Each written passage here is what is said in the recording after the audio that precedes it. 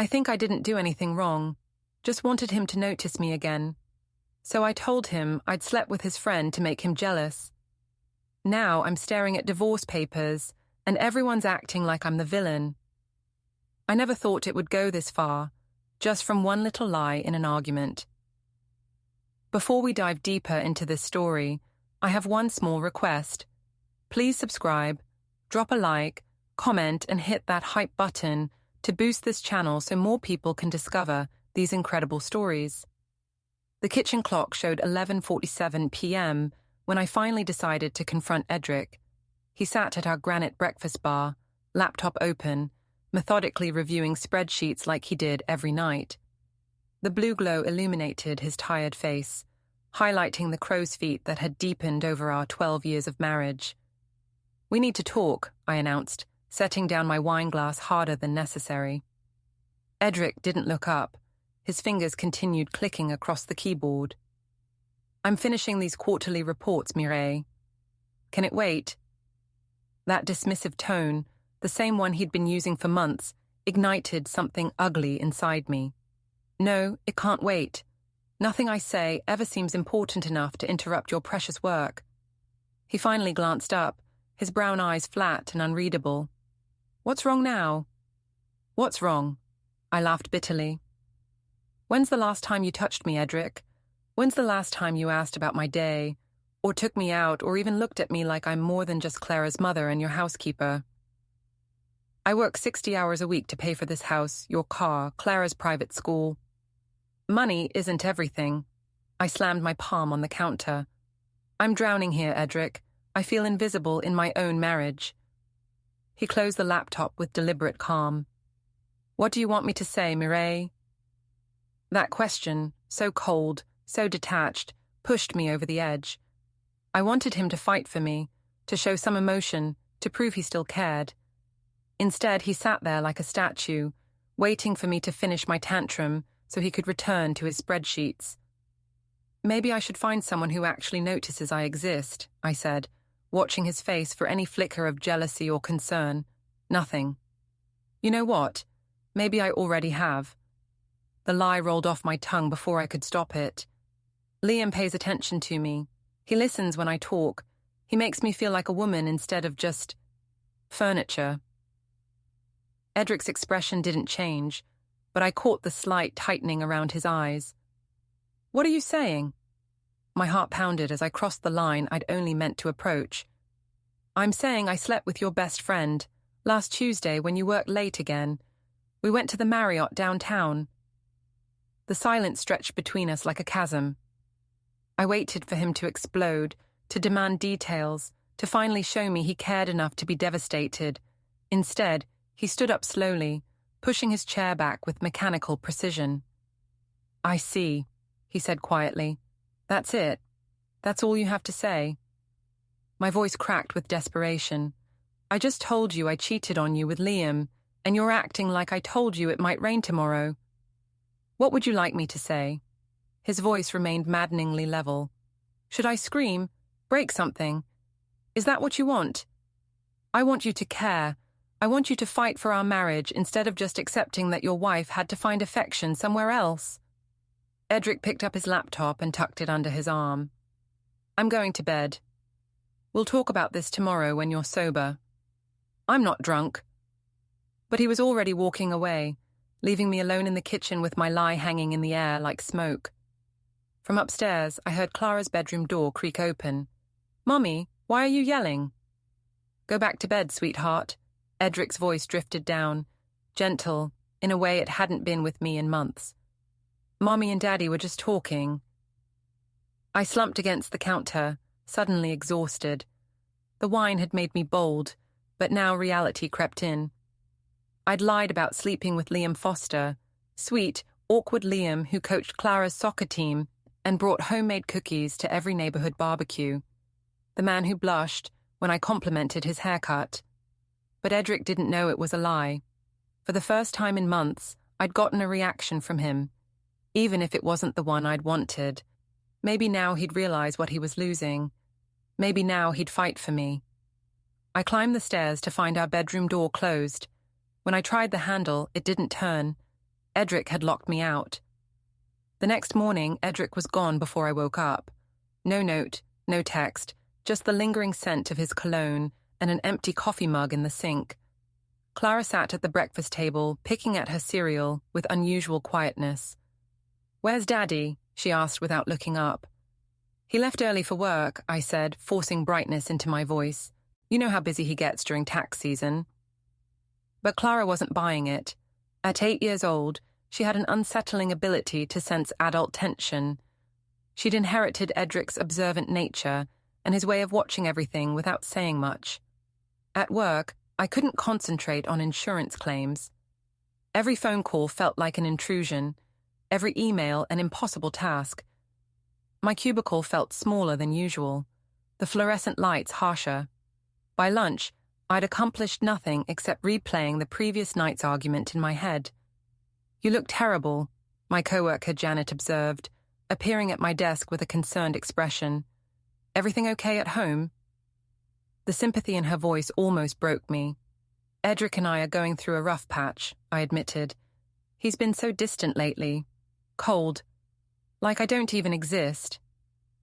"Men can be like that," Janet said knowingly. "My ex-husband used to ignore me for weeks, then act surprised when I finally snapped.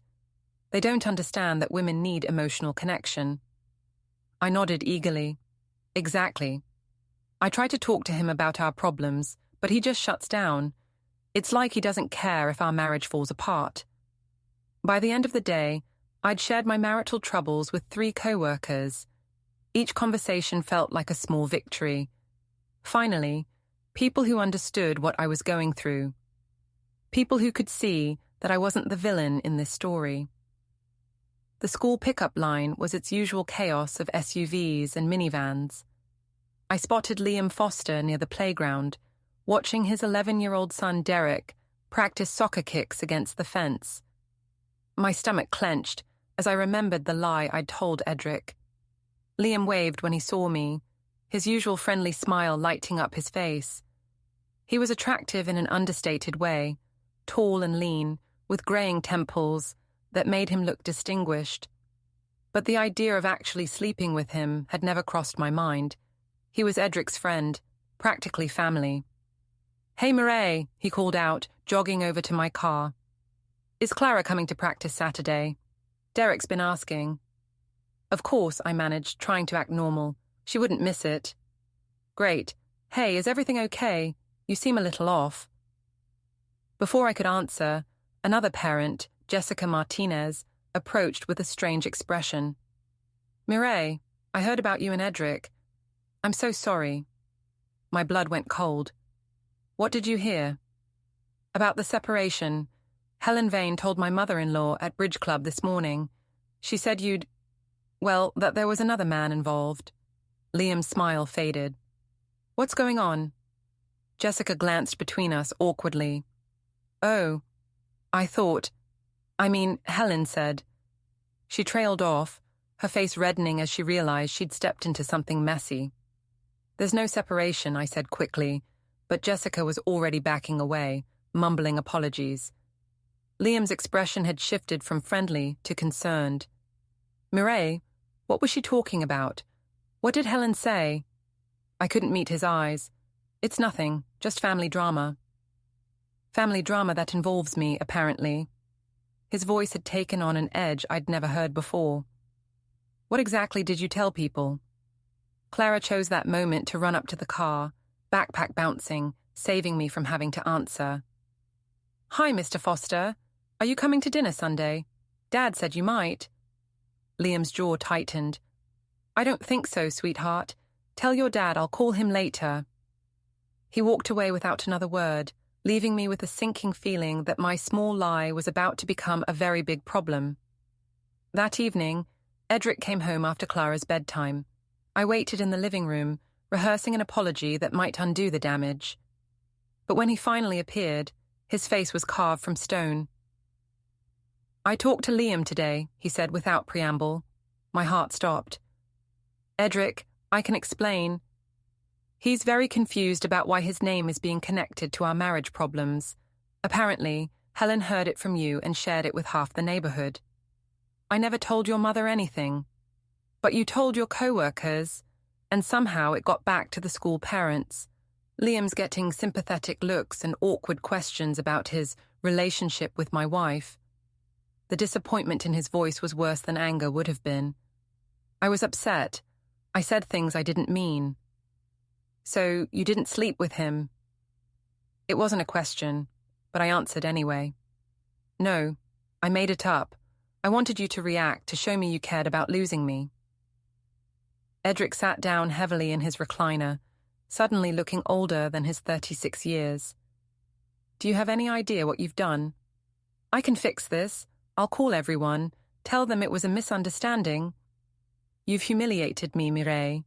You've dragged Liam into our problems and made him look like a homewrecker. You've made our 8-year-old daughter the subject of playground gossip. Tears burned my eyes. I'm sorry. I was desperate. You've been ignoring me for months and I didn't know how else to get through to you. So you decided to destroy my reputation and my friendship with Liam. I thought you'd fight for me. Edric looked at me for a long moment and I saw something die in his eyes. I can't do this anymore, Mireille. I can't keep trying to fix something you're determined to break.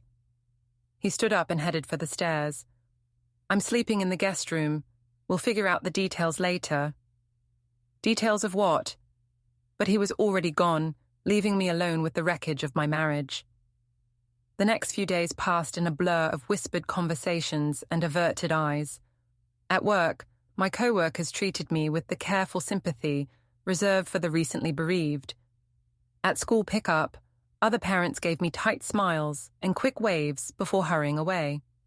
I decided to take control of the narrative. If people were going to talk anyway, they might as well understand my side of the story. It's not what everyone thinks, I told my friend Rebecca over coffee at our usual cafe downtown. Yes, Edric and I are having problems, but I never actually cheated. I was so lonely, and Liam was kind to me when my own husband couldn't be bothered. Rebecca stirred her latte thoughtfully. But you said you slept with him. I was angry. I wanted Edric to realize what he was losing. I dabbed at my eyes with a napkin. You should see how he treats me, Rebecca, like I'm invisible. He comes home, eats dinner, works on his laptop, and goes to bed. We haven't had a real conversation in months. That sounds awful, Rebecca murmured, but something in her tone seemed off. He's emotionally abusive, I continued, warming to my theme. Not physically, but the way he ignores me, dismisses my feelings. It's a form of psychological torture. Rebecca's eyebrows rose. Emotional abuse is a serious accusation, Mireille. What else would you call it? He's systematically destroying my self-worth through neglect and indifference. By the time we parted ways, I felt vindicated. Rebecca had listened, had understood the impossible situation I was in. Finally, someone who could see that I was the victim here. But my satisfaction was short-lived. That afternoon, my phone buzzed with a text from an unknown number. Stop involving me in your marriage drama. This ends now. Liam. My hands shook as I read the message. How had he gotten my personal number? What exactly had he heard? The answer came that evening when Edric's sister Jenna showed up at our door, her face flushed with anger. Where is he? She demanded, pushing past me into the foyer. Edric's not home yet, I said, closing the door. Jenna, what's wrong? She whirled around, her dark eyes blazing. What's wrong? What's wrong is that my brother's wife is telling people he's emotionally abusive. My stomach dropped. I never said that. Rebecca Chen is married to my co-worker, Mireille. Word travels fast in this town. Jenna stepped closer, her voice dropping to a dangerous whisper. How dare you accuse Edric of abuse? That man has bent over backward trying to make you happy. You don't understand what it's like being married to him. I understand perfectly. I understand that he works himself to death providing for you and Clara. I understand that he's been worried sick about your mood swings and complaints. And I understand that instead of working on your marriage, you decided to destroy it and take him down with you. Clara appeared at the top of the stairs in her pajamas. Aunt Jenna, why are you yelling? Jenna's expression softened immediately. Hey, sweetheart, I'm not yelling, just having a grown-up conversation with Mommy. Go back to your room, okay? After Clara disappeared, Jenna turned back to me with renewed fury. That little girl is going to grow up thinking her father is a monster because her mother can't take responsibility for her own choices. I'm not making Edric out to be a monster. You accused him of emotional abuse, Mireille. You told people he drove you to cheat. You're systematically destroying his reputation to make yourself look like the victim. Tears of frustration burned my eyes. I am the victim. He's been neglecting me for months. I'm dying inside this marriage, and nobody cares. Have you tried talking to him? Actually talking, not screaming or making accusations or threatening to cheat.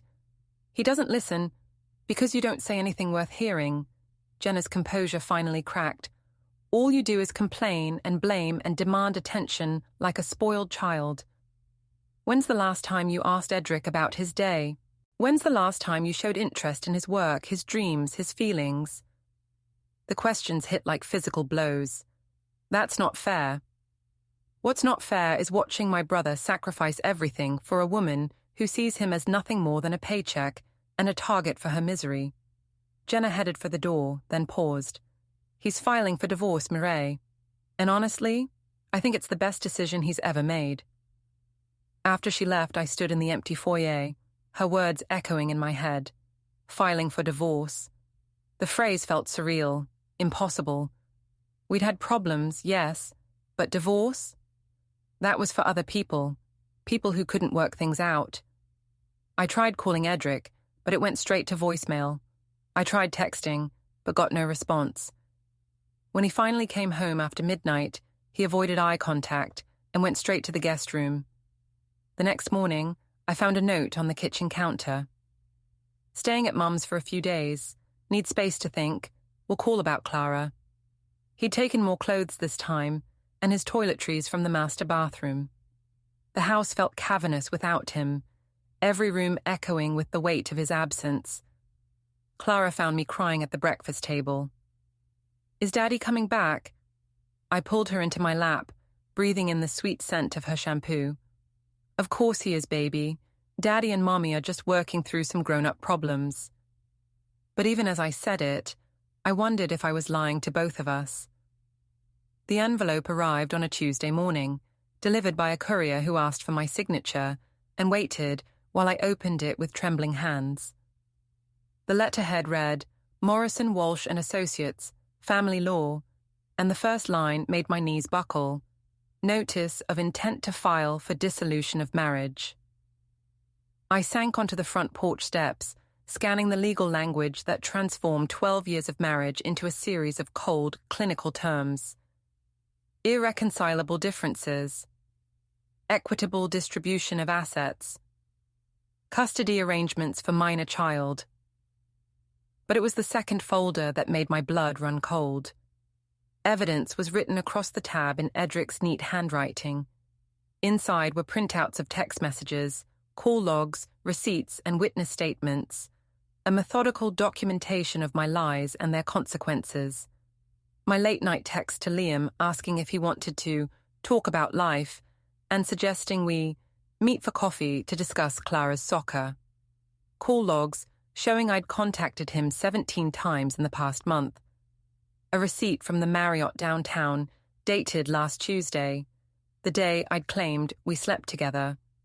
I remembered now. I'd bought lunch there with my co-worker Janet, but the receipt only showed my name.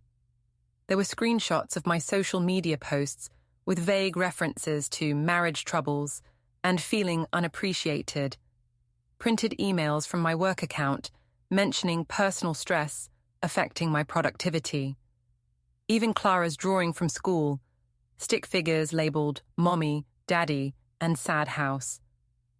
The most damaging item was a signed statement from Rebecca Chen detailing our coffee conversation where I'd accused Edric of emotional abuse. Every word I'd spoken in confidence was there in black and white, stripped of context and emotion, looking calculated and malicious. At the bottom of the folder was a note in Edric's handwriting. Mireille, I gave you 12 years of my life and you threw it away for attention. I won't let you destroy Clara's childhood too. E. I called him immediately, but it went to voicemail. I called his office, but his secretary said he was unavailable. I even drove to his mother's house, but Helen met me at the door with a face like winter. He doesn't want to see you, she said flatly.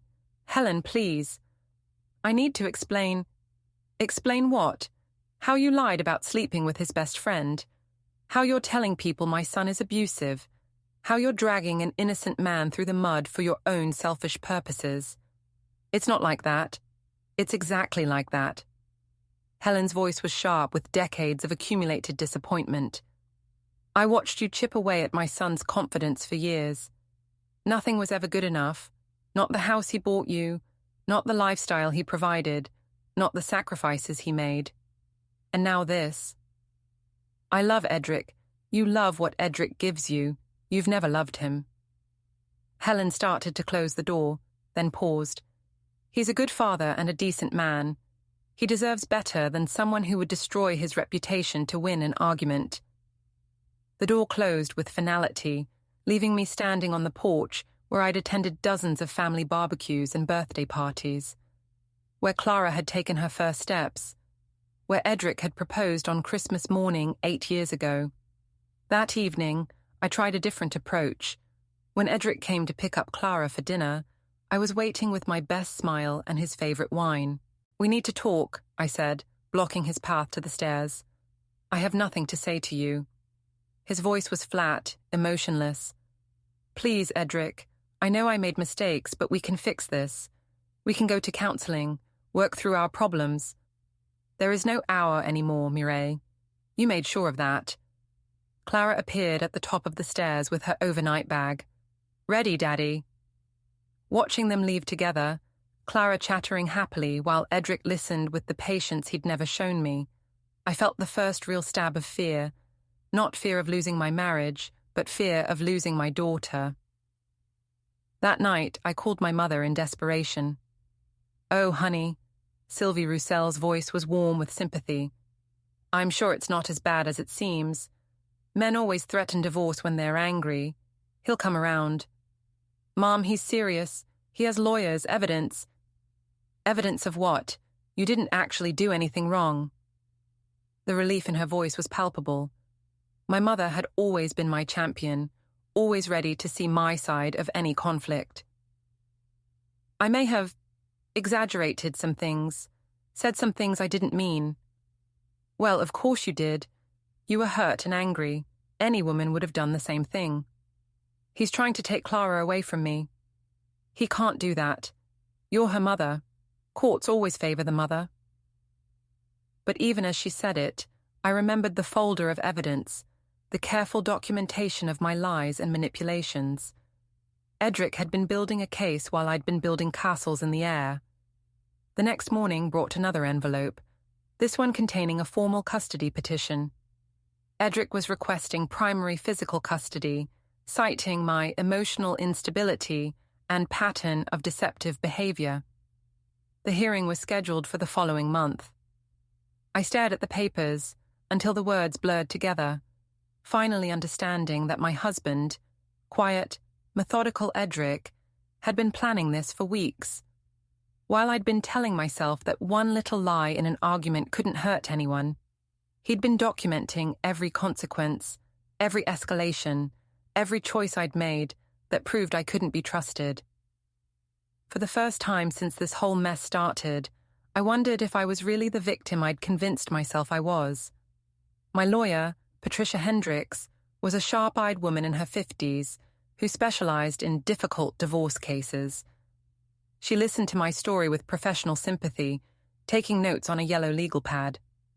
So you never actually had an affair, she clarified. No, never. I just said I did to get Edric's attention. But you did contact Mr. Foster multiple times, meet with him privately, and create the appearance of an inappropriate relationship. I shifted uncomfortably. We talked about Clara's soccer team. He's the coach. 17 phone calls in 1 month about soccer. Patricia's eyebrow arched. And this lunch at the Marriott? That was with my coworker Janet. The receipt doesn't show her name because I paid. Can Janet testify to that? I'm not sure. We haven't spoken since this all started.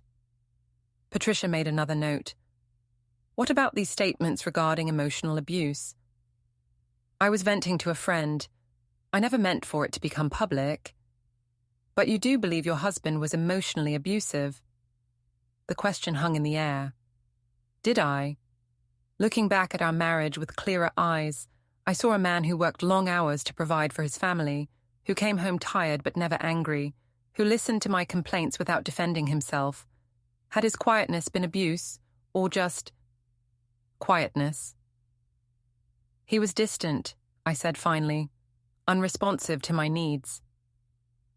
That's not the same as abuse, Mrs. Vane, and making false accusations can seriously damage your credibility. We spent 2 hours going through Edric's evidence folder, and with each item, my position grew weaker. The text messages looked desperate and inappropriate. The social media posts seemed manipulative. The witness statements painted me as dishonest and vindictive.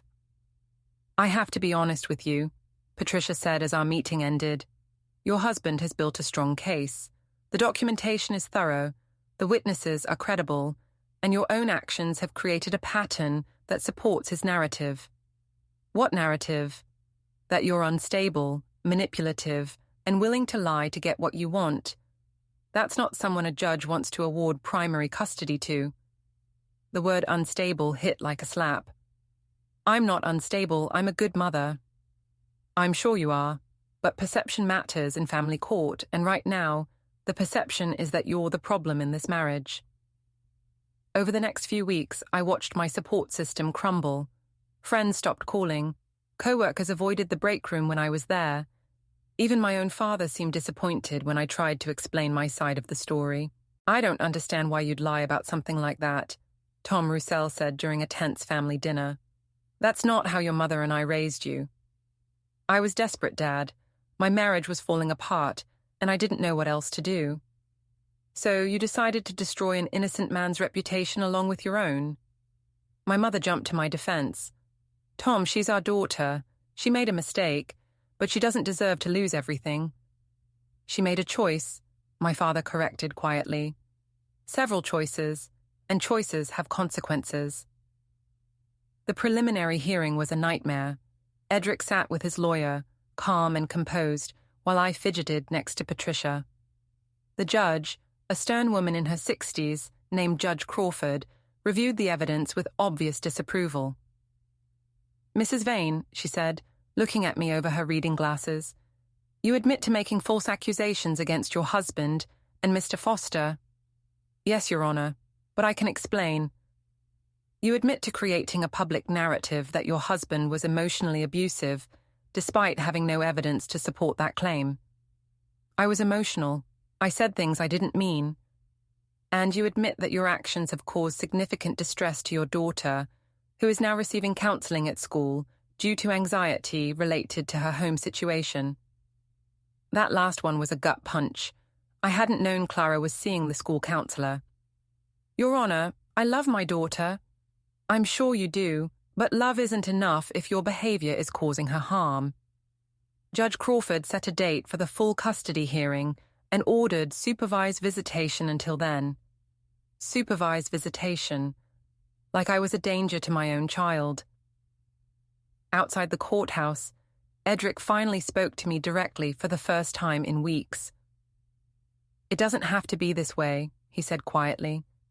If you stop the lies, stop trying to manipulate the situation, we can work out something reasonable. I want joint custody. I want to keep the house. That's not going to happen, Mireille. Not after everything you've done. I made one mistake. You made dozens of mistakes. You lied about the affair, then doubled down when caught. You accused me of abuse to gain sympathy. You dragged Liam into our problems and nearly destroyed his reputation. You turned our daughter's life upside down for your own selfish purposes. Each accusation was accurate, and we both knew it. I can change. You've had 12 years to change. Instead, you've gotten worse. Edric's voice was sad rather than angry. I used to make excuses for you, tell myself you were just unhappy or stressed. But this isn't about unhappiness, Mireille. This is about who you are. He walked away, leaving me standing on the courthouse steps with the bitter taste of truth in my mouth. The final hearing took place on a grey March morning that matched my mood perfectly. I'd barely slept the night before, running through scenarios and speeches that might save my marriage and my custody rights. Judge Crawford's courtroom was intimidating in its formality. Dark wood paneling, high ceilings, and the kind of silence that made every whisper seem like a shout. Edric sat at the plaintiff's table with his lawyer, looking calm and professional in his best suit. I tried to catch his eye, to find some trace of the man who'd once loved me enough to propose on Christmas morning, but he stared straight ahead. Mrs. Vane, Judge Crawford said after reviewing the final evidence submissions, you've had several weeks to consider your position. Do you wish to make any statements before I render my decision? Patricia had coached me on what to say, something brief and contrite that might generate sympathy without admitting legal fault. But looking at Clara in the gallery, sitting between my mother and Helen Vane, like a small ambassador between warring countries, I felt the weight of every choice that had brought us here. Your Honor, I began, standing on shaking legs, I know I made mistakes. I was unhappy in my marriage, and I handled it poorly. But I love my daughter more than anything in this world, and I'm asking you not to punish her for my failures. It wasn't the speech Patricia had prepared, but it was honest in a way I hadn't been for months. Judge Crawford nodded. Mr. Vane, do you have anything to add? Edric stood, and when he spoke, his voice was steady but tired. Your Honor, I don't want to punish my wife. I just want to protect my daughter from the chaos that seems to follow wherever Mireille goes. Clara needs stability, honesty, and a home where she doesn't have to worry about what crisis will happen next. The judge took 20 minutes to review her notes before delivering the verdict that would reshape all our lives.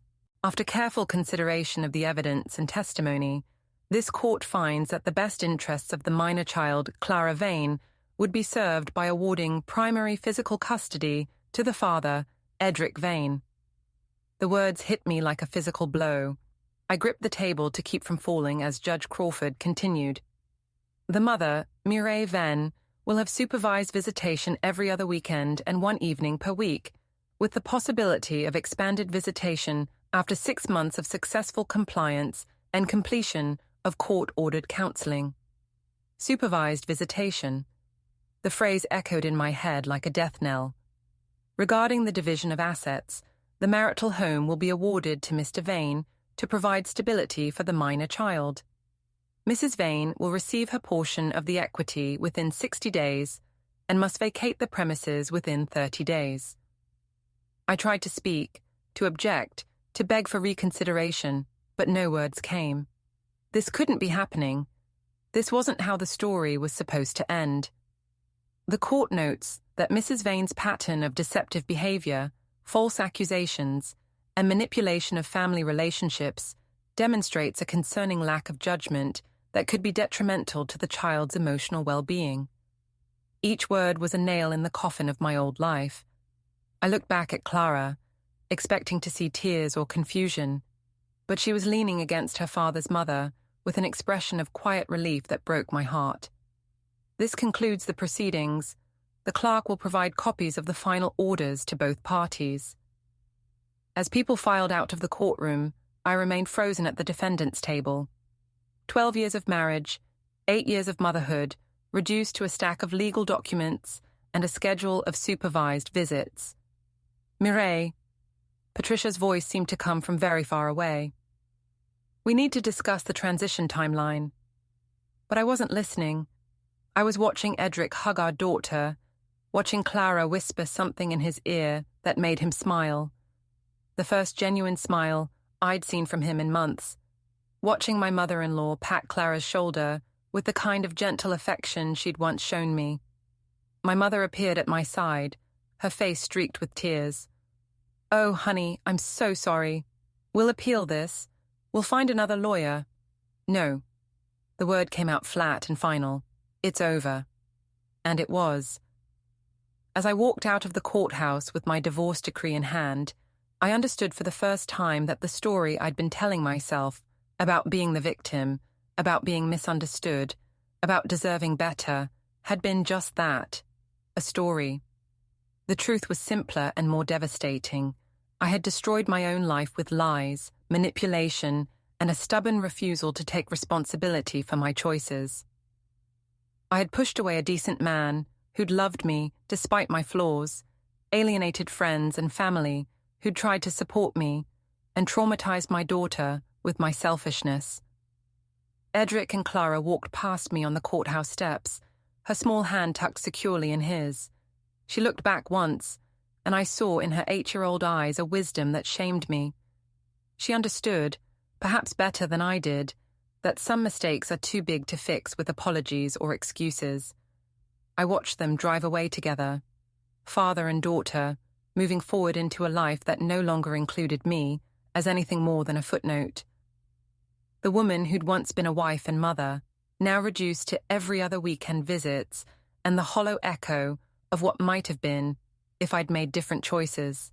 Standing alone on those courthouse steps, holding papers that legally dissolved everything I'd once believed was permanent, I finally understood the true cost of my lies. I hadn't just lost my husband or my house or my reputation. I had lost myself.